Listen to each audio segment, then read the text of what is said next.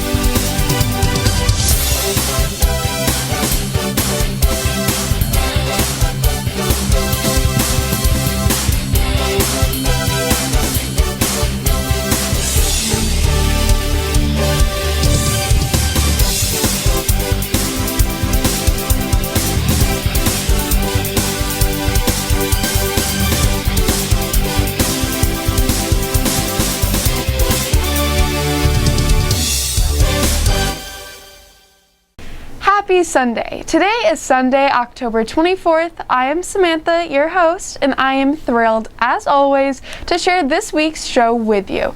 Starting off strong, we have Wesley sharing his question of the week.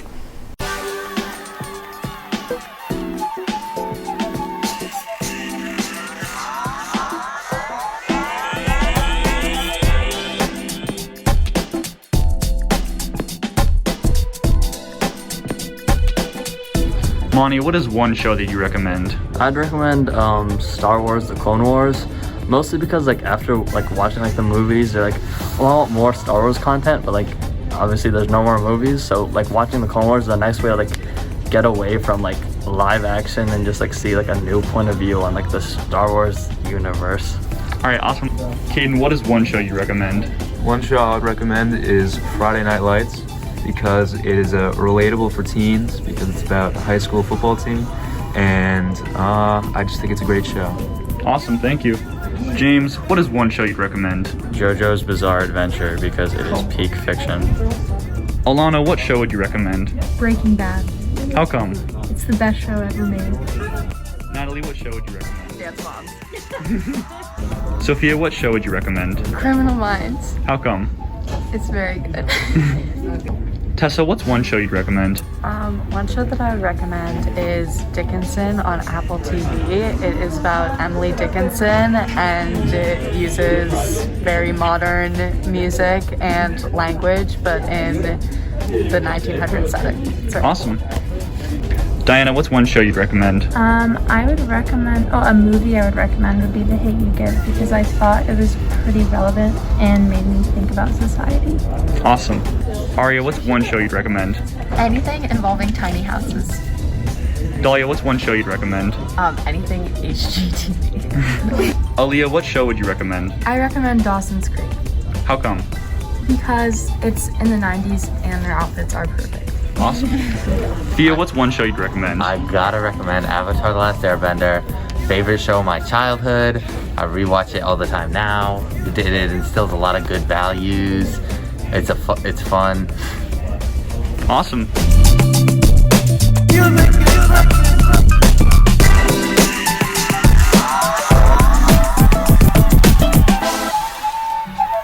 This past Wednesday, the girls' basketball team hosted a dodgeball tournament, and we are excited to announce the victory was claimed by the team Cookie Monster and crew. Congrats, team. Up next, we have Veer on his personal top 10s. Then directly following, we have Sam with his thoughts on video games.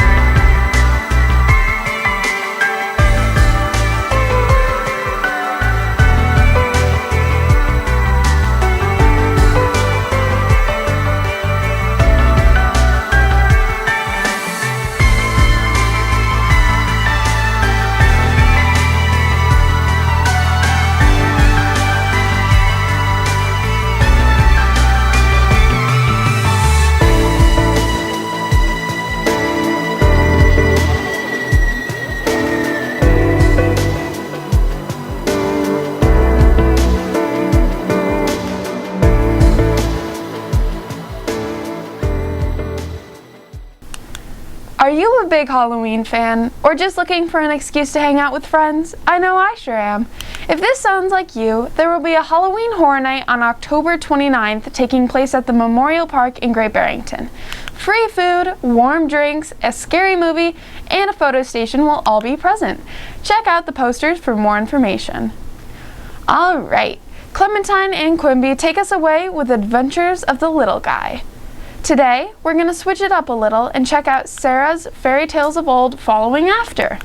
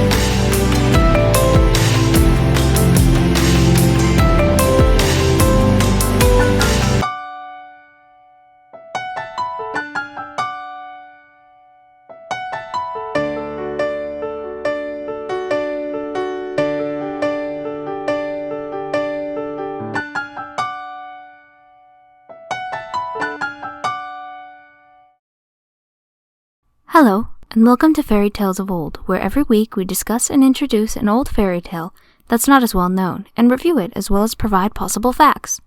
Last week, we reviewed the English tale The Heart of Princess Joan, a story about a prince who falls in love with a princess whose heart was stolen and dedicates himself to recovering it for her. Now then, let's get into the story. This week, we'll be reviewing a Japanese tale that wasn't written by any specific author, but became an evolving story written between the years 794 and 1185.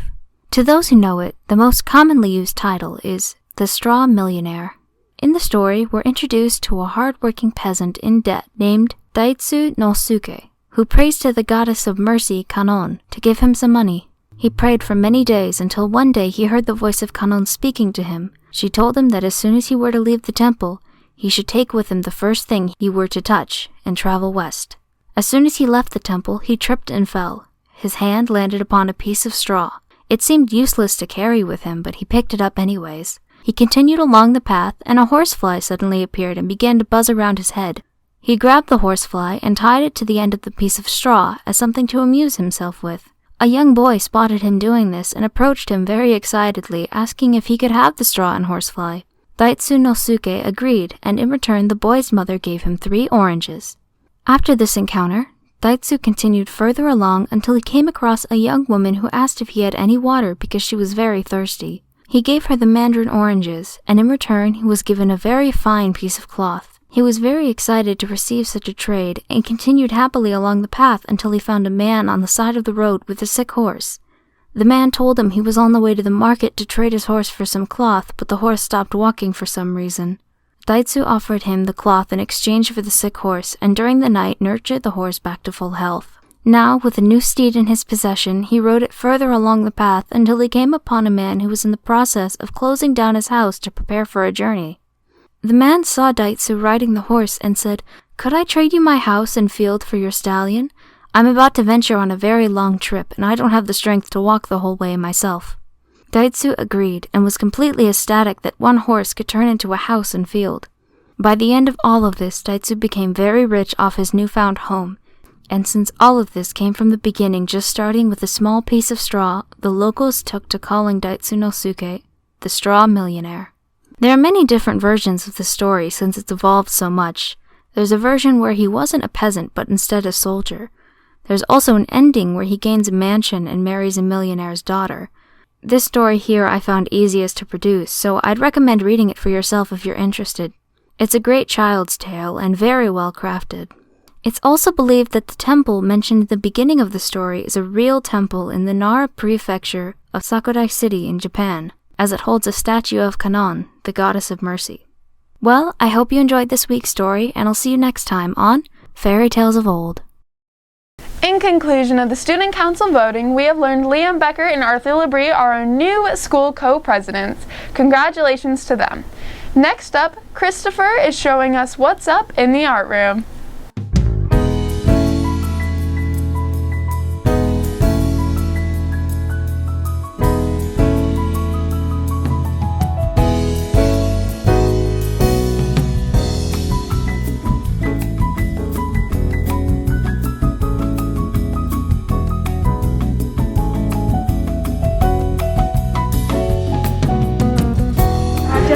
Perspective. So I picked 1 point perspective, but you can do bird's eye view or 2 points. And so 1 point, everything goes to that 1 point. So like the road starts big and it goes small off into the distance.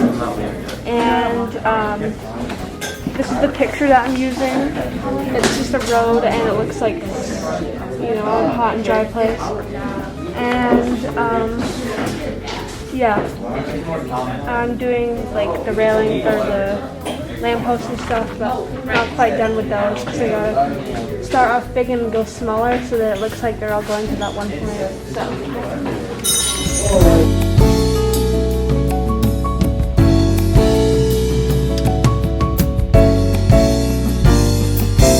A 1 point perspective of the city right here, and so if this were to be bird's eye view, I would be like above the city looking on top of buildings, but since it's like I'm below and I'm looking up to the buildings, it's 1 point perspective. So basically I started off with just a straight line, horizon line, and then a 1 point because it's called 1 point perspective, and then you have to draw all the lines like off to the side like this and kind of just follow the dot. And I chose the city because I think it's a really good representation of 1 point perspective, and I think it's going to turn out pretty good, and I'm almost done with it, and I'm probably going to add some color to it. And this is the sky, and the rest are just like buildings.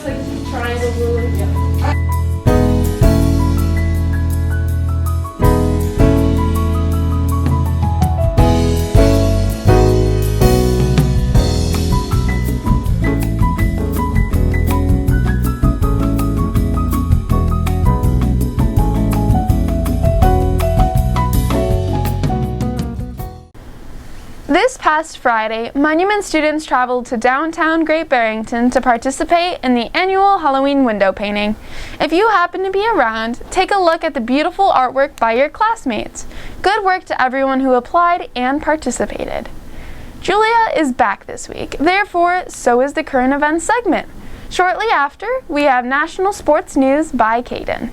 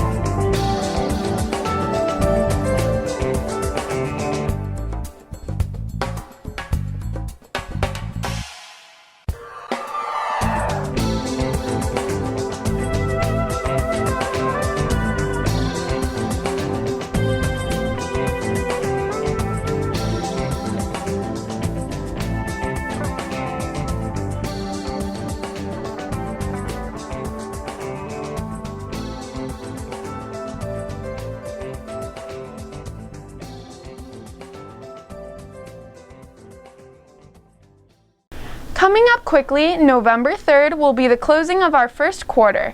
Make sure to check in with your teachers and good luck to everyone throughout the end. Next up, Carmen, Heidi, and Adriana are grouping up to give us their segment for this week, which is followed by Wilbur and Pedro's segment as well.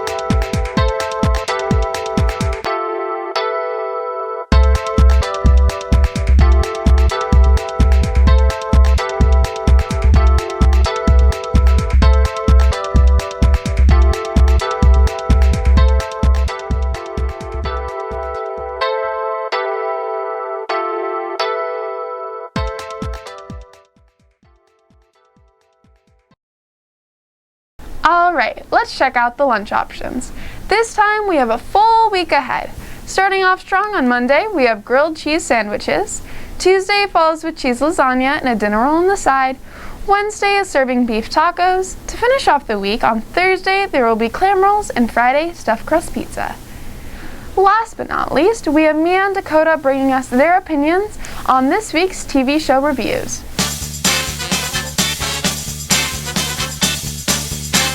Hello everyone and welcome back to Mia and Dakota's TV review. How are you today, Dakota? I'm good, and you?